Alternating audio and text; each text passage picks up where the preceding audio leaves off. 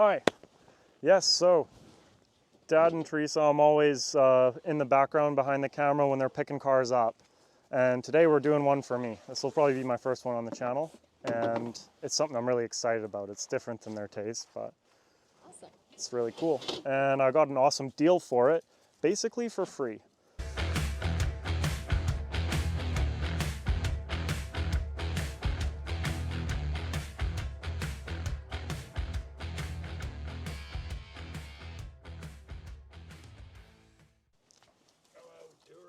Hello, hello. Hello, hello. Okay, well, now I'm even curious. How do you get a car for free, Calvin? It's called sweat equity, trade labor, horse trading they call it. This is our best friend Ken, Grandpa, and this is Brian, his boy. And he's got a similar taste in cars to me than his dad, you know? Newer stuff, like the 60s and 70s. Yeah. Everybody's in suspense. What are you doing? So, Brian has had the one car at Ken's forever that's been my favorite car out here. And he's basically always wanted me to have it because he didn't find a way to fit it into his life and give it the attention it needs. But he does have a really cool Bronco. And he's got a second set of doors for it, half doors or quick removes. And he'd like me to paint them, and in return I'm going to get the car. So we're going to pick up the doors and stuff today. Nothing to it. That does sound like free. Oh, we've got the shiny door so that I can match the color at our shop. David's going to custom mix the paint for us. And so that I can match the sizing and placement of the stripes all up, so when it goes on his truck it looks like it belongs there. And the reason I wanted different doors is there's a 1-year Bronco door that does not have the window trim around the top. So when you take the top off of a vintage Bronco, it's got a windshield wiper motor and it's got the door window sills that don't look very good. So you take off the windshield wiper motor and you put on the door that doesn't have that part, and it looks a lot better. So. All right. Looks like a two-guy job. That's a nice piece.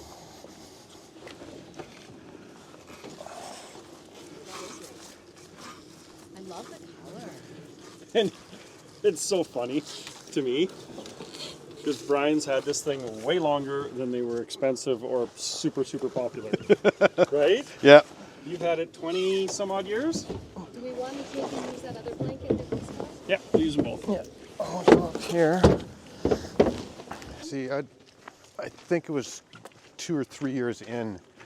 I'm not exactly sure. It was actually Gary who told me about it, and then my dad made the deal with him for a couple of doors that he had. So That's awesome. So these ones still obviously did have that frame around the top, but they were a bolt-in removable item, and I think it was a 1 year only. Okay. Gotcha. So work what to do happens here then? Because that's ugly. Yeah. Yeah, he says. Okay. Oh, yeah, so that one's super loose. Makes sense. Yeah, exactly. So when Kelvin asked So if you're not putting windows in these at all? no, this is just when I take the roof off. And Don't you always drive it with the roof off? no, You do drive it with the roof off? yeah, sometimes. That's why I wanted it to look half decent and match, but I'm not worried about the windows or anything like that either, right? So that's where the hinges go in, just a little bit So dented, they'll need but some work. Yeah. I need to Looks get. like you're going to earn your keep there. Nothing for free. No, it's free. It's free. It's your time, but it's going to be some time. Yeah. I'm confused now. Have you ever traded a car or some parts for some work, or some car for work for parts? Apparently, It's been done. there's one more door. Oh, good. It's walk inside the man door of the tin building, and it's in a plastic bag. Oh God! All Which right. tells me it must be the good one.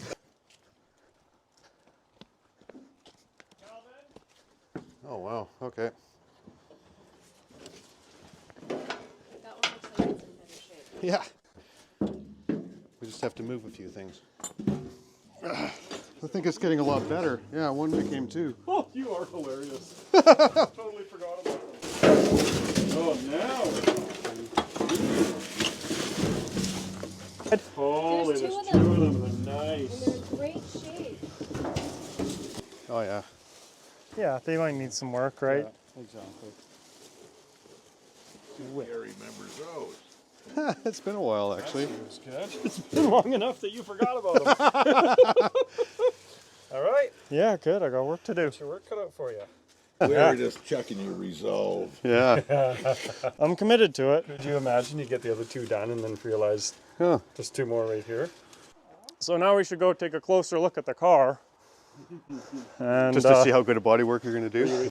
I'd like to do it in the spirit of your dad and everything here, and just go exactly the distance to drive the thing anywhere. Yeah. And no further, not pulling glass out and sandblasting and fixing rust, no rotisserie, no, just have one that I drive 10, 15 times a year, and puts a smile on my face every time, and never asks too much of it and never asks any more of me.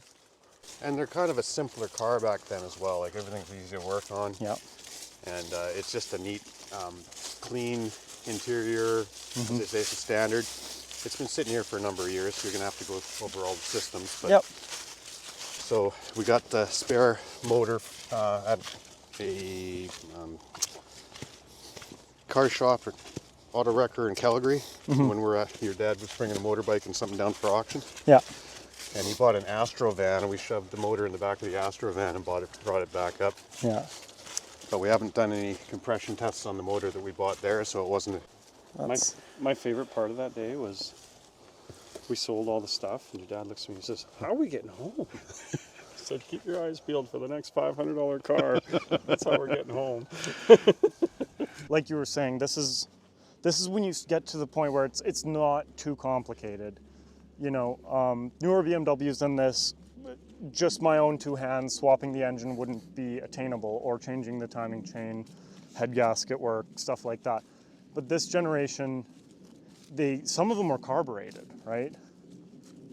So.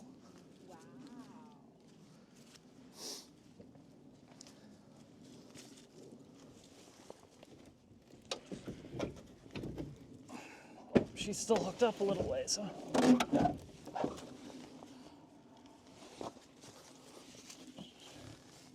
Oh, it's Just a the bungee cord here. just the bungee cord. Thank you. There you go.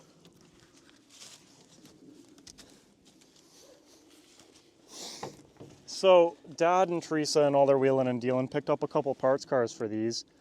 I saw Dad put them on Marketplace for like way too cheap, and I went, well, I'm gonna kick myself when he sells those, and I haven't sealed the deal on this. And you just need that little part And I for just something. need that little thing. Yeah, exactly. So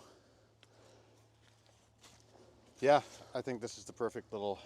It's actually worse than I remembered, but it's been sitting here for a number of years. So yeah, I remember it being a little bit worse when I would come down and eyeball it, and I'd go, shit, like that's not ideal. But like I said, the goal isn't to restore this one, and it's so much nicer than the ones that Dad has for parts. They're rotting through the strut towers. They're rotting around the windshield openings. And what's nice is my dad's start to rot around here. This is about as bad as this one gets, right? okay. All of the BMWs from this generation, they rot at the seams. So yeah, I bought this from a coworker. Yeah. He had driven it into work, and he had cleaned it up and said he was planning on selling it, and I thought it looked really cool. When was that? Like, how old were you at the time, and where were you working? It was 2023, I do believe. 23? No, 2003. 2003. Sorry. And was it? Yeah, no, it couldn't have been that. It was 2001, because Okay. we were still in Vancouver, and it was just before we left. So 2001. Yeah. And Connie was off on maternity leave Uh-huh. because Alex was about to be born. Anyway, so I wheeled and dealed on the car and brought it home, and I just said to her that I just pulled a helm. And she Yeah. says, "Oh no, what'd you do?" And I said, "Oh, I bought a car." Yeah. And she's like, "How can you do that when we're just about to have a kid?" And I said, "Well, I bought it for you." Anyway, so there was a 2002 BMW, and she thought I bought her a brand new one. But Yeah. when I showed her this, she thought it was just the most adorable little car. That makes that part of the story really good. That it was 2001. You told her, I bought you a 2002 Beamer. That's Yeah, it was like fresh off the lot year Yeah. sort of thing. But no, Yeah. 74. 74. Ironically, that's the same year as my Bronco. This is just before they made the first generation of 3 Series. So this is the precursor to BMW's, this is your personal car. This is your entry-level car. In Germany, the 3 Series was their Civic, right? So this would have been BMW's essentially Civic, a little four-banger, and it's an economical thing. They made bigger cars with 6 cylinders and stuff, but this one was your entry-level BMW, your poor man's BMW. And well, it's stays true to this day because I'm not paying $1 for it besides paying my dad for paint. So It's in good shape. I don't know. I wouldn't even paint it. Like if you look I'm at never it, gonna. No, No, that's what I was it's, telling Brian. Do a little bit of Just clean it up and rock the patina. Yeah, Yeah. cut polish on it, and I think it's beautiful. I almost want to leave the moss on it because it just tells such a cool story, you know? So that was kind of how that started. And Connie was, I guess she had Alex at that point. Mm-hmm. She was on maternity leave, so she had Alex. So we had a baby seat in the back, and there's actually a little bit of baby formula back there from way back when. Yeah. Yeah, and it was just a fun little car. And we drove it up here to visit my parents that summer. Yeah. And that's when we skipped the timing chain. Okay. And that's about all I really know. So there's you can see in the front end there, Yeah. right? So it wasn't the most desirable year because it wasn't the fuel injected one, or not year, I should say, model, because it's not the fuel injected one. Yeah. But it also was a lot of fun to drive, and being the standard, and it just was it's like a little rally car, you know, Yeah. like it's just, it's so much fun to drive. It's so light, and you can see all around with the bubble top. The American cars, Teresa, they got these big, ugly bumpers, which, considering it's a hot rod, you can just delete those and make it look more like their race cars of the day, right? They never had that. The carburetor the excites story me, about actually. the- I don't think I've ever had a carb car. After you sold the motorbike at the auction in Calgary. And I keep having these conversations with Dad about how I want to get stuff that's simpler, that isn't too intimidating. No computers. And realistically, it's the engine swap away from that. Yeah. Which is wicked. So my wife says, "What are we going to do with that car? I can't just sit there and rot in the lower field." And Problem solved. yeah, I mentioned that I'd talk to Calvin because I thought it was just a perfect opportunity for him to have something to play with for a little bit of sweat equity, and Yeah. and I'd like nothing better than to see this on the road and somebody with a smile on their face again. Yeah. Well, they'll be loading the doors too. Yeah. The real closure is going to be when I return your painted doors and come with a trailer to pick it up. But yeah, no, I've You're been happy- excited happy about with this that deal deal? for a while. I'm looking forward to seeing you driving it, and I appreciate you doing the body work for me. Yeah, my pleasure. My pleasure. Bring life back to her. She means a lot to me. Yeah, let's go check out the motor. Okay. All right, step into the motor room. The lighting's probably not good. Yeah, we'll get a flashlight out. Interesting things in here. I recognize Boy. the cylinder head already. It's crazy, eh? Crazy. Attachment. Just up and on your left. Yeah, there we are. Once again carbed. That's perfect.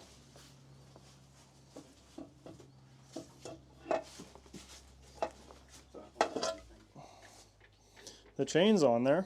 And there's not much dirt in there. Yeah, so as I say, we didn't do a compression test, but I think the general consensus was that this is probably a decent engine. So, Yeah. and I think it's the only German thing in here, so it should on. probably be removed. This building was clever. Utilize space that's unutilized. This is a well set up space. With the gantry up overhead. Apparently it wasn't big enough.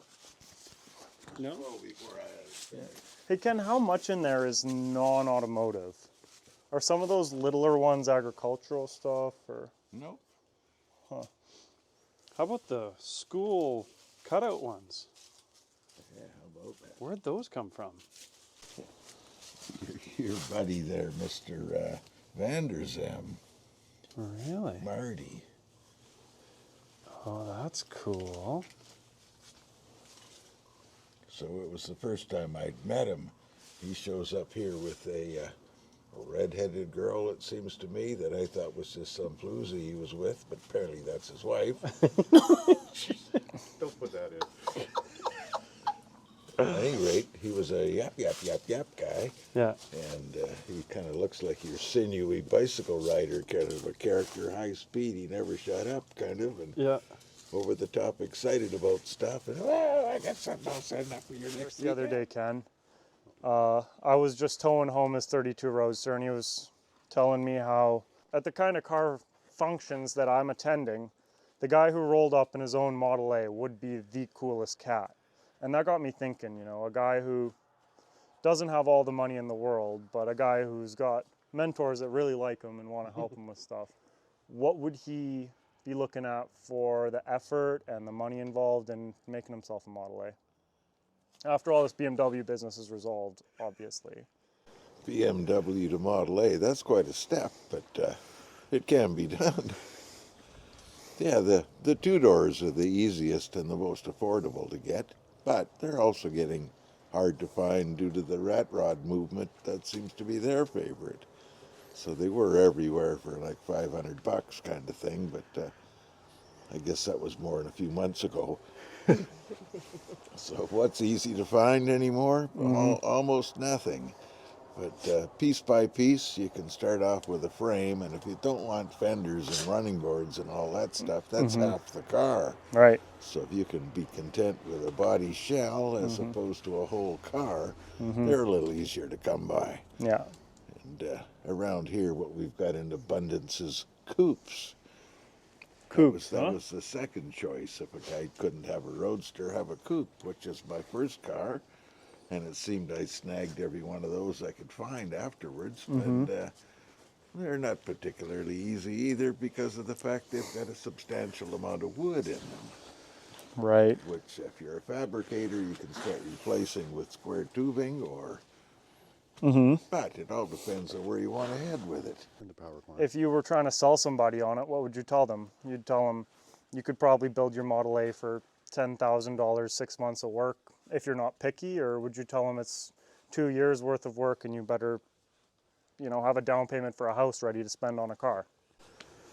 Well, that's a pretty pointed question, but I would tend to think you should be able to piece one together for somewhere in the $8,000 to $10,000 range if you didn't have too exotic a taste. The hours,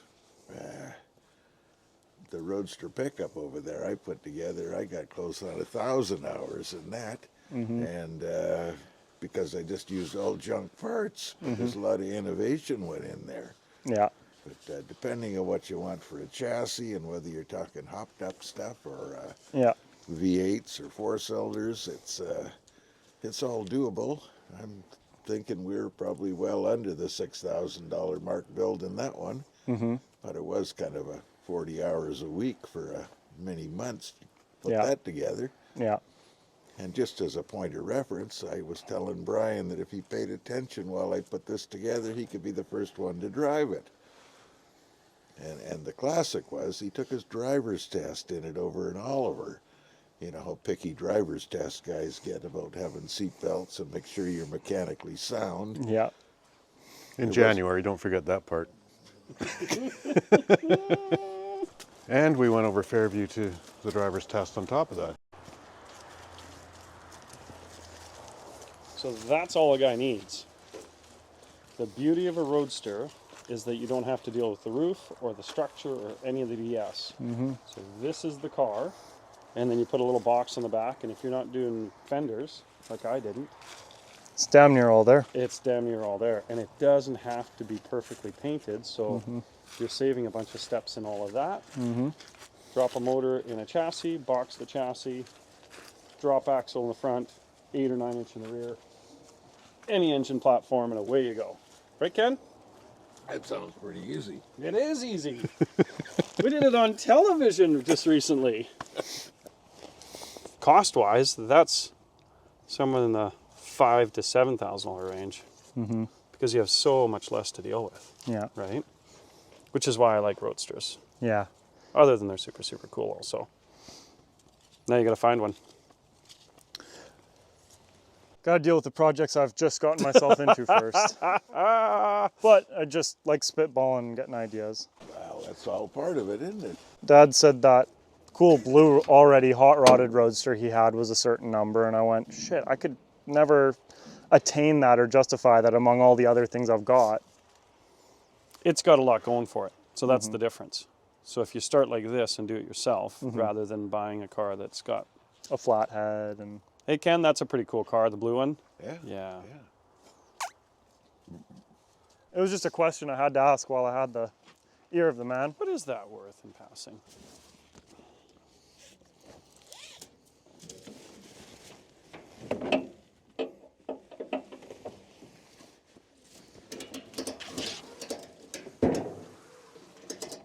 Well, that's a wrap for the day, and this little story will continue.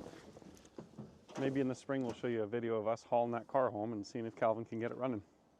See you guys. We appreciate you. Hey, before that, thank you. Wow. Thank you. Yeah, no, you always facilitate all this stuff. Teach me a lot. Thank you, Ken. Longer. Bye, everybody. Nice gloves. Okay, away we go.